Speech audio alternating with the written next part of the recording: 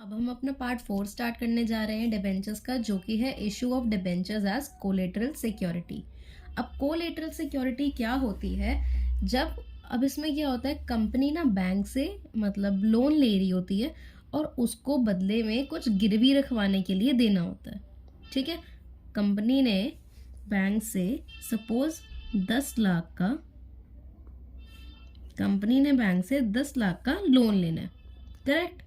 अब क्या है, कंपनी जो है उसके बदले बैंक को क्या देगी? मॉर्गेज। अब यही करते हैं ना, जब हम वैसे भी इन रियलिटी बैंक से लोन लेते हैं तो कुछ ना कुछ हमें उसको गिरवी रखवाना पड़ता है, कुछ ना कुछ बैंक को देना पड़ता है। तो क्या होता है, जो 10 लाख का कंपनी ने, मैंने क्या एग्जांपल लिया, 10 लाख का कंपनी ने लोन लिया बैंक से। ठीक है, उसके बाद क्या होता है, कंपनी क्या कहती है, पहली चीज वो अपनी गिरवी रखवा देती है अपनी बिल्डिंग। कंपनी एक अपनी बिल्डिंग को गिरवी रखवा देती है, जिसे कि हम कहते हैं प्रिंसिपल सिक्योरिटी। प्रिंसिपल सिक्योरिटी, ठीक है जी। कंपनी ने क्या गिरवी रखवा दिया, अपनी बिल्डिंग गिरवी रखवा दी, उसे हमने कह दिया प्रिंसिपल सिक्योरिटी। उसके बाद क्या होता है, बैंक जब ये कंपनी बैंक को देती है, कहती है कि ये लो जी मेरी बिल्डिंग रख लो, 10 लाख की है बिल्डिंग, मेरी कितनी बिल्डिंग है, 10 लाख की बिल्डिंग है, तो मुझे 10 लाख का लोन दे दो। फिर बैंक कहती है कि मैं लोन नहीं दे सकती तुम्हें 10 लाख की बिल्डिंग पे 10 लाख रुपए का। अगर तुम्हें 10 लाख का लोन चाहिए तो कुछ एक्स्ट्रा पैसा भी मेरे पास रखवाओ, तब जाके मैं तुम्हें 10 लाख का लोन दूंगी। तो क्या डिमांड करता है bank? Some additional security. Bank कहता है कुछ एडिशनल सिक्योरिटी रखवाओ मेरे पास, जिसके बदले मैं तुम्हें फिर 10 लाख का लोन दूंगा। ठीक है, ये होता है। और इस सिक्योरिटी को, एडिशनल सिक्योरिटी को, इस हम क्या कहते हैं? Collateral security. समझ आ गई अर्लीन? और जो एडिशनल सिक्योरिटी होती है ना, इस सिक्योरिटी को ही, जब एडिशनल सिक्योरिटी में डिबेंचर्स गिरवी रखवाते हैं हम बैंक के पास, इसी कंसेप्ट को हम कहते हैं issue of debenture as a collateral security. पहले तो बैंक ने या कंपनी ने क्या कर दिया, बैंक के पास अपनी बिल्डिंग गिरवी रखवा दी, जिसे हमने प्रिंसिपल सिक्योरिटी का नाम दे दिया, वो 10 लाख की थी। उसके बाद क्या होता है, बैंक डिमांड करती है कि कुछ मेरे को एडिशनल सिक्योरिटी भी दो, जिसके बजाय मैं तुम्हें 10 लाख का दूंगी लोन। अब कुछ वो क्या करती है, एडिशनल सिक्योरिटी कंपनी ने रखवानी होती है, तो उसको हम कोलेटरल सिक्योरिटी कहते हैं। और जब उस कोलेटरल सिक्योरिटी के जगह पे वो क्या करती है, अपने डिबेंचर्स को गिरवी रखवा देती है उसके बैंक के पास, तो हम उसको कह देते हैं issue of debenture as a collateral security. Correct. क्या होता है, पहले तो हम इशू करते थे डिबेंचर, इशू करते थे ना हम डिबेंचर्स दूसरों को, जिसके बजाय क्या करना पड़ता था, फर्म को, उस इंसान को इंटरेस्ट रेट देना पड़ता था। ठीक है ना, इंटरेस्ट देना पड़ता था। बट इसमें क्या होता है, जो कंपनी है वो बैंक के पास गिरवी रखवा रही है, तो अगर उसने टाइम पे आके अपना लोन चुका दिया, अपना थोड़ा और पैसे का जो लोन इसने लिया है वो चुका दिया बैंक को, तो बैंक से वो वापस ले लेगी कंपनी अपने डिबेंचर्स। तो इसीलिए क्या होता है, इस केस में कंपनी को, बैंक को कोई भी डिबेंचर पे इंटरेस्ट नहीं पे करना पड़ता, क्योंकि हमने इशू नहीं करे हैं बैंक को, हमने सिर्फ गिरवी रखे हैं अपने डिबेंचर। ठीक है, हमने इशू नहीं कर दिए उनको कि तुम ले लो, बाकी तुम्हें अब इंटरेस्ट ब्याज मिलता रहेगा साल भर साल, तो ये देखते रहो। ऐसे नहीं हमने करा। हमने क्या करा है, हमने उनको जो बैंक को दिया है हमारा पैसा, वो हमने सिर्फ इसीलिए दिया है, ये डिबेंचर इसीलिए दिए हैं ताकि हमें कुछ पैसा, ये 10 लाख जो है वो हमें मिल जाए, सिर्फ इसलिए दिए। और टाइम आने पे जब हम पैसा चुका देंगे तो हमें डिबेंचर्स वापस मिल जाएंगे अपने। तो इसलिए हम यहाँ पे कोई भी इंटरेस्ट पे नहीं करते। ठीक है जी, इंटरेस्ट पे नहीं करना। अब तेरे को आई थिंक समझ आ गया होगा। मैं एक चीज़ दिखाती हूँ, ये देख, issue of debenture as collateral security. इसका मीनिंग क्या है, when company issue debenture as an additional security with the principal security to obtain a loan, it is known as issue of debenture as collateral security. I hope मेरा ये पूरा समझाने के बाद ये चीज़ अब क्लियर हो गई होगी तुझे। जब कंपनी इशू करती है डिबेंचर एक एडिशनल सिक्योरिटी के तौर पर प्रिंसिपल सिक्योरिटी के साथ, ताकि वो लोन ले सके उस बैंक से, उसे हम कहते हैं issue of debenture as collateral security. Correct. और ये डेफिनेशन मोस्ट इम्पॉर्टेंट है, ये 1 मार्क्स की आ सकती है, ये बहुत इम्पॉर्टेंट है, तो ये लर्न कर ले और इसे अभी कॉपी में लिख अपनी, क्योंकि ये आ सकती है 1 मार्क्स की और आई भी है पेपर्स में काफ़ी बार। ठीक है जी, तो अब हमें ये समझ आ गया। उसके बाद अब हम क्या करते हैं, अब हम करते हैं एक बार जर्नल एंट्रीज। ठीक है जी, जर्नल एंट्रीज क्या क्या होती हैं इसकी। तो पहली तो देख हमारी एंट्री होगी ऑब्टेनिंग लोन, जब हम लोन ले रहे होंगे उसकी हम एंट्री करेंगे। उसके बाद चल पहले ये करते हैं ऑब्टेनिंग लोन। लोन जब ले रहे होते हैं तो हम क्या एंट्री करते हैं, नहीं पता तो ये देख ले, ये एंट्री होती ही है हमेशा जब लोन लेते हैं, bank account debit to bank loan account. ठीक है, ये एंट्री रट लो, ये आपकी क्या होती है, जब आप लोन ले रहे होते हो उसकी एंट्री होती है। इसे हम कहते हैं बीइंग लोन ऑफ रुपीज़, जो भी जितने की भी ले रहे होगे वो टेकन फ्रॉम, जो भी बैंक से ले रहे होगे उस बैंक का नाम। ठीक है, ये आपकी नरेशन हो गई, ये आपने लिखनी ही लिखनी है। ठीक है, इन मतलब नरेशन लिखते हैं हरलीन, बोर्ड में ना लिखनी ही लिखनी है, अगर नहीं लिखेगी ना तो मार्क्स कट होने के चांसेस होंगे, बट अगर नहीं मांगी नरेशन तो तब भी लिख रही है ना तो कोई मार्क्स डिडक्ट नहीं होते उसके, नरेशन लिखनी होती है। अब ये समझ आ गया, लोन लेने की एंट्री क्या होगी, bank to bank loan account. उसके बाद दूसरी एंट्री जो आती है हमारी वो आती है डिबेंचर मॉर्गेज, जब हम डिबेंचर को गिरवी रखवाते हैं, मॉर्गेज मतलब गिरवी रखवाना। अब जब हम डिबेंचर्स को गिरवी रखवा रहे हैं तो एंट्री क्या होती है, ये अच्छे से याद करने वाली है, ये कर लो, debenture suspense account debit to, suppose मैंने 9% ले लिया डिबेंचर, टू 9% डिबेंचर अकाउंट। ठीक है, अब डिबेंचर सस्पेंस हमने क्यों डाला है, डिबेंचर सस्पेंस क्यों करा है, वो इसीलिए करा है क्योंकि अभी तक डिबेंचर सस्पेंस में है। जब तक तूने डिबेंचर अपने क्या कर दिए, वो रख दिए बैंक के पास, गिरवी रख दिए, अब तक तो तुम्हें तेरे को नहीं पता ना कि तू पैसा, क्या पता एंड में दे दे सारा और डिबेंचर तेरे हो जाए, क्या पता तू पैसा ना दे पाए एंड में और सारे जो डिबेंचर्स हैं वो बैंक के हो जाए, कुछ भी हो सकता है ना। तो डिबेंचर सस्पेंस में है अभी, इस करके हमने क्या करना है, debenture suspense account debit to 9% debenture account. ये हमारी क्या है, डिबेंचर मॉर्गेज की एंट्री। और इसकी नरेशन भी साथ में लिख के दिखा देती हूँ तेरे को, being debenture issued as a collateral security. ठीक है जी, ये भी आपको आ गई, अब नरेशन दोनों आ गई। अब क्या है, जर्नल एंट्री बस यही दोनों होती हैं। इसका हम क्या कर लेते हैं, क्रक्स कर लेते हैं। जब भी हम लोन ले रहे होते हैं बैंक से तो क्या एंट्री करते हैं, bank account debit to bank loan account. जब भी हम डिबेंचर्स को गिरवी रखवा रहे हैं बैंक के पास, पहले तो ये एंट्री होनी है, ये एंट्री होगी या नहीं होगी वो मैं तेरे को आगे बताऊंगी, बट ये एंट्री तो होती है और ये भी एंट्री होती है, ये कंपलसरी एंट्री है इन क्वेश्चंस में, ये कंपलसरी एंट्री है। ये वाली केस पे डिपेंड करेगा, 2 केस होते हैं वो मैं आगे बढ़ाती हूँ देखो। तो क्या कर ली हमने entry, bank account debit to bank loan account, debenture mortgage की entry, debenture suspense account debit to 9% debenture account. Correct है। अब क्या होता है मैं तेको एक बार थोड़ा सा बता देती हूँ, बैलेंस शीट में ये चीज़ें कहाँ जाती हैं, बैलेंस शीट में ये करंट एसेट्स में जाएगा, बैंक तो करंट एसेट्स में ही जाता है ना, तो ये करंट एसेट्स में जाएगा। फिर ये लोन है तो लोन बता कहाँ जाता है, नॉन करंट लायबिलिटी में। ठीक है, करंट तो नहीं है, 12 महीने के अंदर तो नहीं करना, एक साल के बाद कर सकते हो ना आराम से।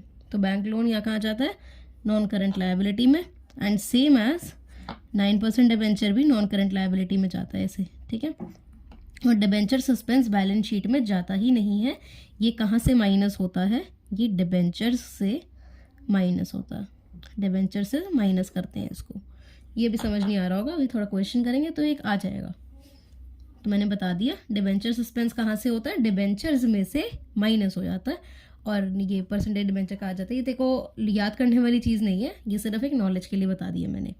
उसके बाद हम क्या कर रहे हैं, अब हम करते हैं एक एक्सट्रैक्ट ऑफ बैलेंस शीट, जैसे कि हमने शेयर्स में करा था, एक्सट्रैक्ट करा था ना एक, सेम अभी हम वही करने जा रहे हैं। मैं वो एक बार लिख देती हूँ फिर दिखाती हूँ। देखिए यहाँ पे अब मैंने क्या कर दिया, यहाँ पे मैंने बना दिया an extract of balance sheet. हमें ये करना है जैसे हमने शेयर्स में पूरा करा था, इक्विटी एंड लायबिलिटी का एक कॉलम होता है, उसके नीचे नॉन करंट लायबिलिटीज़ लिखनी है, फिर उसके नीचे ऐसे long term liability, long term borrowings लिखना है। कैसे, equity and liability, non current liability, और उसके नीचे क्या पार्ट होता है, लॉन्ग टर्म बोरोइंग्स। इसके आगे आप क्या लिखते हो, नोट नंबर 1, फिर आप बना देते हो notes to accounts. Notes to accounts के अंदर क्या लिख देते हो, लॉन्ग टर्म बोरोइंग। ये एक फॉर्मेट को रट ले या फिर याद कर ले, अच्छे से बना के देख ले। ये क्या होता है, एक्सट्रैक्ट ऑफ बैलेंस शीट होता है। लॉन्ग टर्म बोरोइंग्स दिख गया। अब लॉन्ग टर्म बोरोइंग्स हमने यहाँ पे नोट्स टू अकाउंट्स में लिख दिया। अब जब भी हम बैंक से लोन ले रहे होते हैं ना, तो इसके नीचे सबसे पहले तो हमें क्या लिखना होता है, बैंक लोन। ठीक है, बैंक लोन का जो भी अमाउंट होगा ना हरलीन, इसको यहाँ लिखना है। उसके बाद दूसरे में हम क्या करते हैं, लिखते हैं 9% डिबेंचर, मैंने अज्यूम करे थे ना, तो ऐसे पूरा लिखते हैं 9% डिबेंचर्स। और इसके बाहर नहीं लिखते ये वाला अमाउंट, 9% डिबेंचर्स को इसके अंदर लिखते हैं यहाँ पे। उसके बाद क्या करते हैं, मैंने क्या बोला था, डिबेंचर सस्पेंस, डिबेंचर्स में से माइनस होता है, तो माइनस क्या कर देते हैं, डिबेंचर सस्पेंस। ठीक है, ये माइनस कर दिया हमने अमाउंट। उसके बाद जो अमाउंट आएगा यहाँ पे, उसको हमने बाहर लिखा, और जो भी इसका टोटल आएगा हरलीन, जो भी क्या आएगा इसका टोटल, उसको हमने क्या लिख देना है, यहाँ पे लिख देना है। समझ आ गया। और मैं एक चीज़ बता दूँ, क्लियर कर दूँ एक चीज़, डिबेंचर्स और डिबेंचर सस्पेंस का अमाउंट क्या होता है, ऑलवेज सेम। अब एक चीज़ को तू डेबिट कर रही है, एक चीज़ को तू डेबिट कर रही है, सेम चीज़ को तू क्रेडिट कर रही है, उसके आगे अमाउंट तो सेम ही आया होगा ना, अमाउंट तो सेम आ रहा होगा, तभी एक चीज़ को डेबिट कर रही है, फिर उस चीज़ को क्रेडिट कर रही है, तो उसका हम नेट इफेक्ट क्या निकालते हैं, उसका नेट इफेक्ट हमेशा ज़ीरो होता है। तो यहाँ पे तो ज़ीरो ही आएगा। ठीक है, मैं बता रही हूँ, ये एक वो ट्रिक कह ले, कुछ भी कह ले, वो चीज़ बता रही हूँ, यहाँ पे तो ज़ीरो ही आएगा। तो ये जो बैंक लोन, जितने का आप लोन ले रहे होते हो ना, हमेशा सिर्फ वही अमाउंट डायरेक्ट यहाँ पे आ जाता है, बट आपको एक करके दिखाना पड़ेगा, अगर आपको वो केस बोलेगा। मैं केस अभी बताती हूँ, तो ऐसे होएगा ये थोड़ी पिक्चर अपने दिमाग में बिठा ले। अभी मैं तो यही कहूँगी, वीडियो पॉज कर और इसको बना दोबारा, अपने पास क्या कर, अपने पास बना अभी ये चीज़ को, ताकि समझ अच्छे से आ जाए। बैंक लोन लिखते हैं पहले, जो अमाउंट है वो लिखा, फिर डिबेंचर्स आपके कितने हैं वो अंदर लिखना है, माइनस करना है डिबेंचर सस्पेंस, उसी में से सेम अमाउंट होगा तो नेट इफेक्ट ज़ीरो आएगा बाहर। तो जो एक्चुअल में बैंक लोन का अमाउंट आएगा वही नीचे टोटलिंग में आएगा, और उसी को आपने कहाँ भेजना है, लॉन्ग टर्म बोरोइंग्स के आगे अमाउंट में। ठीक है, क्लियर। अब चलाते हैं केस 1 और केस 2 पे। या मैं लिख दूँ पहले, हाँ मैं ऐसा करती हूँ, लिखती हूँ केस 1 केस 2 को, उसके बाद तेरे को दिखाती हूँ। अब मैंने लिख दिया केस 1 और केस 2। तो केस 1 और केस 2 देख। केस 1 में क्या है, when company wants to record issue of debenture as collateral security. जब कंपनी बोलती है कि हमने रिकॉर्ड करना है डिबेंचर्स, जब हम डिबेंचर्स इशू कर रहे हैं उसे देख, हम जब भी इशू ऑफ डिबेंचर कर रहे होते हैं एज अ कोलेटरल सिक्योरिटी, तो दो तरीके होते हैं, या तो चाहती है कंपनी वो रिकॉर्ड करे, या कंपनी चाहती है वो रिकॉर्ड ना करे। ठीक है, wants to record issue of debenture as collateral security and does not want to record issue of debenture as collateral security. Correct. अब क्या होता है, जब कंपनी कहती है, इसकी बात करते हैं, जब कंपनी कहती है मुझे रिकॉर्ड करना है, मुझे रिकॉर्ड करना है, तो क्या होती है, तो जो ये वाली एंट्री थी ना, सेकेंड वाली जो मैंने क्या बताई थी, debenture suspense account debit to percentage debenture account, ये वाली debenture suspense account debit to percentage debenture account, तो ये एंट्री हमारी होती है। ठीक है, तो एंट्री हमें ये करके दिखानी होती है, अदरवाइज नहीं करके दिखानी, तब ये दिखानी है। अब क्या है यहाँ पे तेको मैं बताऊंगी, एक्सट्रैक्ट ऑफ बैलेंस शीट में भी क्या होगा, इसमें भी एक्सट्रैक्ट देख, इसमें जर्नल एंट्री और एक्सट्रैक्ट ऑफ बैलेंस शीट दोनों में डिफरेंस आएगा, इसमें एक्सट्रैक्ट ऑफ बैलेंस शीट और जर्नल एंट्री दोनों में डिफरेंस आएगा, तो दोनों हमें ध्यान से देखने हैं। उसके बाद debenture suspense account debit to percentage debenture account, यहाँ पे ये वाली एंट्री होनी है अगर रिकॉर्ड कहती है कंपनी करने को, और अगर कंपनी कहती है मुझे रिकॉर्ड नहीं करना, तो यहाँ पे नो एंट्री, यहाँ पे ये वाली एंट्री नहीं होगी। सिर्फ एक एंट्री तो देख तुम दोनों में कॉमन है, वो कौन सी एंट्री है, bank account debit to bank loan account. ये वाली एंट्री तो देख होनी ही होनी है, जब भी आपके पास लोन वाला क्वेश्चन आ जाएगा, ये वाली एंट्री कंपलसरी है, दोनों में होगी। पहली वाली में अगर बोलेगी कंपनी रिकॉर्ड करना है, तो ये भी एंट्री सेकंड टाइम करके दिखा दियो, और अगर कंपनी बोलेगी रिकॉर्ड नहीं करना, तो सिर्फ ये एंट्री लिखकर ये छोड़ दियो, ये नहीं करके दिखानी। ये तो तेरे को समझ आ गई चीज़। अब क्या होता है, अब एक्सट्रैक्ट ऑफ बैलेंस शीट में क्या फ़र्क पड़ता है, मैं तेरे को वो दिखा देती हूँ। तो क्या होगा, केस 1 की बात करते हैं पहले। केस 1 में क्या होगा, जब हमारा केस 1 हो रहा होगा तो जितने जैसे तुमको सेम समझाया है ना मैंने ये तेरे को, जो समझाया है कि नॉन करंट लायबिलिटीज़ के नीचे long term liability, long term borrowings, फिर लॉन्ग टर्म बोरोइंग्स का एक नोट्स टू अकाउंट्स बना के, फिर बैंक लोन, फिर परसेंटेज डिबेंचर में से डिबेंचर सस्पेंस माइनस करके यहाँ पे जीरो आएगा नेट इफेक्ट, और उसी अमाउंट को आप बैंक लोन के अमाउंट को आप कहाँ भेज देते हो, यहाँ पे। ये सेम केस है, ये पूरा आपको यहाँ पे करके दिखाना पड़ेगा। एक्सट्रैक्ट ऑफ बैलेंस शीट अगर मांगेगा क्वेश्चन, अगर नहीं मांगेगा तो नहीं करके दिखानी एक्सट्रैक्ट ऑफ बैलेंस शीट, अगर बोलेगा तब करके दिखानी है। तो केस 1 में तो सेम ये होगा। केस 1 में देखो, अगर बोला जर्नल एंट्री पास करो तो तू ये वाली कर देगी। अगर बोला केस 1 में एक्सट्रैक्ट ऑफ बैलेंस शीट बना के दिखाओ तो तू ये बना देगी। अगर केस 1 में बोला कि दोनों करो, जर्नल एंट्री पास करो, एक्सट्रैक्ट ऑफ बैलेंस शीट भी दिखाओ, तो पहले तो जर्नल एंट्री दोनों पास करेगी, फिर ये पूरा करके दिखा देगी। सॉर्टेड। अब क्या आता है, केस 2 पे आते हैं। अब केस 2 में क्या होता है, जब आपको बोला केस 2 है, फिर बोला जर्नल एंट्री पास करके दिखाओ, तो सिर्फ जर्नल एंट्री पास कर दो। अगर बोला आपको एक्सट्रैक्ट ऑफ बैलेंस शीट में दिखाओ, तो क्या फ़र्क पड़ता है मैं दिखाती हूँ। कुछ हर्लीन फ़र्क नहीं पड़ेगा। जो आपका अमाउंट यहाँ पे आता है ना, ये जो आपका यहाँ पे ज़ीरो आ रहा था, बस आपको इसको लिख के दिखाना नहीं है। वही तो वैसे भी ज़ीरो आ रहा था, बस हमें ये लिख के दिखाना पड़ रहा था। क्यों? क्योंकि कंपनी कह रही थी शो करो अपनी बैलेंस शीट्स में, बट इसमें बोल दिया कंपनी ने शो ही नहीं करना। तो आपको सिर्फ ये दोनों चीज़ें नहीं लिखनी, डिबेंचर और डिबेंचर सस्पेंस का ये वाला तामझाम नहीं लिखना, बस बैंक लोन तक का लिख के बैंक लोन का ये अमाउंट ऊपर भेज देना है। बस ये होगा फिर। क्लियर है जी? बस ये होगा इसमें फिर। आई होप बहुत अच्छे से समझा दिया मैंने, ये चीज़ तो क्लियर हो ही गई होगी। मैं एक बार तेरे को दोबारा बता देती हूँ अगर सुनना है तो, वरना आगे थोड़ी कर ले वीडियो, कोई नहीं, बट सुन ही ले। देख, केस 1 और केस 2। केस 1 में क्या है, कंपनी बोलती है मुझे दिखाओ, रिकॉर्ड करनी है मेरे को, जो भी कोलेटरल की तरफ इशू कर रही हूँ मेरे को रिकॉर्ड करना है। तो बोलेगी अगर जर्नल एंट्री पास करो, तो ये दोनों जर्नल एंट्री पास कर दी। केस 1 की बात हो रही है अभी सिर्फ। फिर बोलेगी अगर एक्सट्रैक्ट ऑफ बैलेंस शीट बना के दिखाओ, तो पूरा बना के दिखाना है, इंक्लूडेड दिस, ये जो मैंने काटा है इसको भी बना के दिखाना है। बट अगर कंपनी बोलती है कि मेरे को केस 2 फॉलो करना है, मुझे नहीं दिखाना है मैं कोलेटरल सिक्योरिटी इशू कर रही हूँ एज डिबेंचर्स, मेरे को नहीं दिखाना, तो फिर क्या होगा, यहाँ पे सिर्फ ये एंट्री होगी जर्नल एंट्री में, और एक्सट्रैक्ट ऑफ बैलेंस शीट में सिर्फ इतना ही बनेगा, ये कटेड वाला अमाउंट नहीं आएगा। बस ये होगा। और जब भी याद रखना, जब भी क्वेश्चन साइलेंट है, वो नहीं बोल रहा कि अगर मेरे को दिखाना है नहीं दिखाना, कुछ भी नहीं बोल रहा, तो आपने क्या करना है, follow this if case is silent.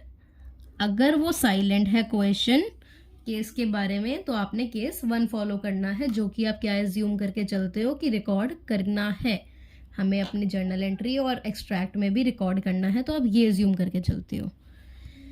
Done है, ये भी हो गया। अब क्या है, अब हमारा एक लास्ट क्वेश्चन आता है, एक क्वेश्चन आएगा, उसी में सब कुछ कंप्राइज्ड है। तो ये आपका फिर ये वाला पोर्शन खत्म हो जाएगा पार्ट 4 का। तो वो स्टार्ट करते हैं। मैं क्वेश्चन एक बार दिखाती हूँ, पहले लिख लूँ हल्का सा।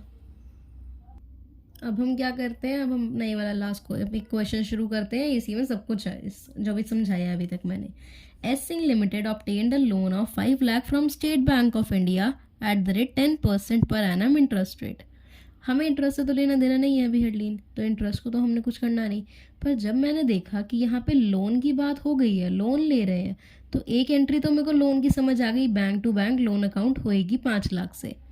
आगे पढ़ती हूँ। The company issued 7,50,000 10% debentures of 100 each in favor of State Bank of India as collateral security। क्या है यहाँ पे देख कि the company issued 7,50,000 10% debentures of 100 each in favour of State Bank of India as collateral security. इन्होंने बता दिया मुझे सीधा सीधा कि मैं 750 क्या कर रही हूँ, 7,50,000 जो मेरे पास क्या है, 7,50,000 रुपये मैं इशू कर रही हूँ स्टेट बैंक ऑफ इंडिया को एज अ कोलेटरल सिक्योरिटी। ठीक है, एक मिनट यार, एक second, just a moment, hold on यार।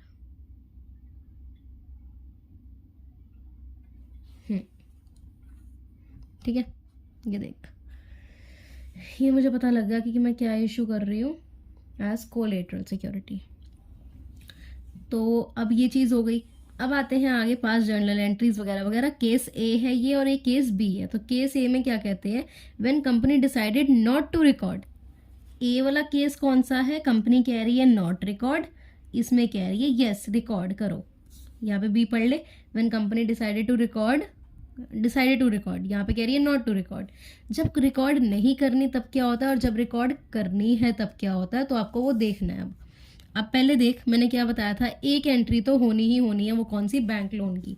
तो दोनों जगह हम क्यों ना कर दें वो, bank account debit to bank loan account, यहाँ पे भी bank account debit to bank loan account. ठीक है जी, कर दी है मैंने एंट्री। कितने से होनी है, 5 लाख 5 लाख 5 लाख 5 लाख। एक एंट्री तो होनी ही थी दोनों जगह, वो मैंने कर दी। उसके बाद क्या होता है, जब हमने क्या करनी थी, जब वो इशू ऑफ डिबेंचर कर रहा है एज अ कोलेटरल सिक्योरिटी, मतलब 7,50,000 की जो एंट्री होगी debenture suspense account debit to percentage debenture की, वो कहाँ होगी अब मुझे बता। इसमें तो कंपनी ने कह दिया मुझे रिकॉर्ड ही नहीं करना। तो यहाँ पे क्या होनी है, जो भी बताया मैंने, नो एंट्री। यहाँ पे सेकेंड एंट्री नहीं होनी, सेकेंड वाली नहीं होनी, बट यहाँ पे बोला करना है मुझे रिकॉर्ड, कंपनी कहती है मेरे को करनी है। तो फिर debenture suspense account debit to percentage debenture, कितने परसेंटेज डिबेंचर थे आपके पास, थे 10%, तो टू 10% डिबेंचर अकाउंट। ठीक है, टू 10% डिबेंचर अकाउंट। कितना अमाउंट था, 7,50,000, ये भी 7,50,000, यही था ना अर्लीन। तो ये भी हो गया। अब एंट्रीज तो हो गई। यहाँ पे देखो क्या करती हूँ मैं, इन्होंने क्या बोला मुझे, यहाँ पे बैलेंस शीट में ही बोला करके दिखाओ, इन्होंने बोला जर्नल एंट्री भी करो बैलेंस शीट में भी दिखाओ। तो यहाँ पे हम क्या करते हैं, एक्सट्रैक्ट ऑफ बैलेंस शीट बना लेते हैं। यही करते हैं ना, एक्सट्रैक्ट ऑफ बैलेंस शीट मैंने बनाया हुआ है। तो यहाँ पे जब देखो ये तो समझ आ गई ना, मैं यहाँ से हटा देती हूँ, वो थोड़ा होता है ना रेस पड़ती रहती है। ये लो, अब ये देखो, यहाँ पे हमने क्या करा, पहला हमारा क्या एज्यूम करते हैं हम, पहली जो केस है हम केस ए की बात करते हैं। केस ए में मैंने क्या बताया, जब दूसरी एंट्री नहीं होती ना, तो हमें यहाँ पे सिर्फ बैंक लोन दिखाना होता है। ये तो हमें करना ही दिखाना है, दिखाना ही दिखाना है। सेम ऐसा बना के पहले में क्या लिख दोगे, बैंक लोन। बैंक लोन है, कितने का बैंक लोन था हल्दी, लोन कितने का था, 5 लाख का। 5 लाख यहाँ लिखे, उसी को यहाँ ट्रांसफ़र कर दिया, कितना आ गया, यहाँ पे भी 5 लाख। केस 1 हमारा, केस ए जो था वो यहाँ पे कंप्लीट होता है, केस ए कंप्लीट होता है सिर्फ। अगर मैं केस बी की बात करूँ तो देख, अगर मैं केस बी को भी कंसिडर अप करती हूँ, इसमें क्या था, दिखाना है, ये एंट्री करके दिखा दिया। अब यहाँ पे भी क्या होगा, मुझे दिखाना पड़ेगा। तो बस क्या दिखाना होता है, 10% डिबेंचर थे ना, तो 10% डिबेंचर लिख, क्या अमाउंट था, 7,50,000 10% डिबेंचर का। और उसके बाद मैंने क्या बोला, डिबेंचर सस्पेंस को माइनस कर दे, जो डिबेंचर सस्पेंस है उसे माइनस कर दे। डिबेंचर सस्पेंस के सामने कितना अमाउंट था, 7,50,000, इसे माइनस कर दे। तो कितना नेट अमाउंट आया, जो मैंने तेरे को बताया था, 0। कितना बचा यहाँ पे प्लस करके, 5 लाख प्लस 0, 5 लाख ही आया। तो इसी 5 लाख को हमने क्या कर दिया, ऊपर भी इस 5 लाख को भेज दिया, इस 5 लाख को ऊपर भी भेज दिया। तो ये सेम चीज़ तो हुई, बस क्या था इसमें, एक केस में रिकॉर्ड नहीं करके दिखाना था, तो सिर्फ बैंक लोन लिख के डायरेक्ट भेज दिया। केस बी में हमें दिखाना था कि हाँ हम कर रहे हैं, तो मैंने डिबेंचर का भी लिख के फिर उसको सेम ही आंसर आया और मैंने वहाँ लिख दिया। बस ये था इसमें, ठीक है ना। क्वेश्चन से आए हो वो बड़े अच्छे से क्लियर हो गया होगा। यही चीज़ होती है जब हमें लोन की चीज़ बोली जाए ना, तो ये कोलेटरल वाला ना आता है। तो इसकी डेफिनेशन तो इम्पॉर्टेंट है, मोस्ट इम्पॉर्टेंट है। डेफिनेशन तो याद, ये सॉरी बड़ी गंदा लिख दिया, डेफिनेशन तो देख अच्छे से करके जाइए, ठीक है। ये वाला केसेस भी आते ही हैं, तो मैंने लिख दिए। हमारा केस 4 भी, हमारा पार्ट 4 भी हो गया यहाँ पे। अब हम पार्ट 5, इसमें 2-3 और पार्ट बनेंगे, फिर डिवेंचर भी कंप्लीट हो जाएगा। तो अच्छे से यहाँ पे करना है तूने। पार्ट 4 देख लिया, अब पार्ट 5 देखना।